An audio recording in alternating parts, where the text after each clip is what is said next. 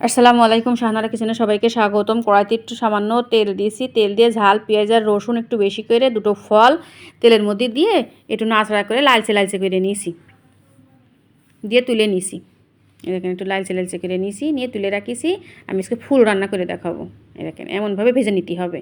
তুলে রাখিছি, দিয়ে ইলিশ মাছ 3 পিস ইলিশ মাছ হলদি লবণ মাখায় রাখছিলাম। এইটাই 1 পিস নষ্ট হয়ে যাবে, 2 পিস খাওয়া হবে। কড়াইতে তেল দিয়েছি, তেলটা গরম হয়ে গেলে 3 পিস ইলিশ মাছ ভেজে নিয়েছি।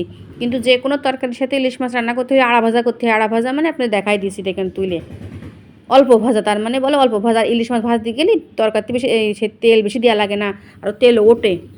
এই দেখেন অল্প একটু তেল ছিল না, আর তেল দেখেছেন অনেকগুলো তেল উঠে গিয়েছে। আরও সবসময় ইলিশ মাছের তেল দিতে হয় কম। দিয়ে কড়াইতে একটু বেশি করে পেঁয়াজ দিয়ে ভাজা ভাজা করে নিই। সারি দিয়ে সে ঝাল পেঁয়াজ আর রসুন আর দুটো ফল একসাথে ব্লেন্ডার করে নিয়ে দিয়ে দিলাম।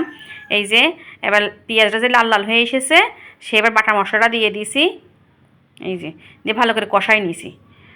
এই যে একবার তেলের মধ্যে কষাতেই হবে। আর ব্লেন্ডার ধোয়া যার পানিটা আবার দিয়ে দিয়েছি, দিয়ে আবার কষাই নেবো। যে কোনো তরকারি মশলাটা দুবার কষালে সে তরকারির স্বাদ বেশি হয়।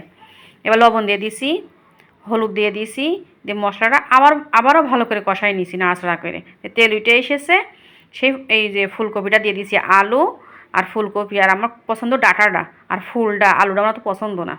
দিয়ে নাড়াচাড়া করে ঢেকে দিয়েছি। আলহামদুলিল্লাহ একদম ঘুটে গিয়েছে, মনে হচ্ছে এখন সার মার বেশি দিইনি, অল্প সারে আবাদটা করেছে, কিন্তু প্রচুর ফুলকপিতে বলে স্বাদ দেয়। এই শুকনো শুকনো এসেছে। এবারটা সামান্য একটু পানি দিয়েছি মাছের ভিতরে, দিয়ে তরকারির ভিতরে পানিটা দিয়ে দিয়েছি, মাছটা দিয়ে দিয়েছি। একদম ফুলকপিটা গলে গিয়েছে, তো বেশি পানি দেওয়া লাগলো না। মাছটা দিয়ে বেশিক্ষণ জ্বালানো লাগবে না। এই যে লাবানোর 5 মিনিট আগে ধনিয়া পাতা দিয়ে দিয়েছি, ধনিয়া পাতা দিয়ে একটু ঢেকে রাখিয়েছি। ঢেকে রেখে 5 মিনিট হয়ে গিয়েছে। এবার এই যে নামাই নিয়েছি। আলহামদুলিল্লাহ দারুণ হয়েছে। একবার হলো এইভাবে ট্রাই করে দেখবেন। আল্লাহ হাফেজ, সবাইকে ধন্যবাদ।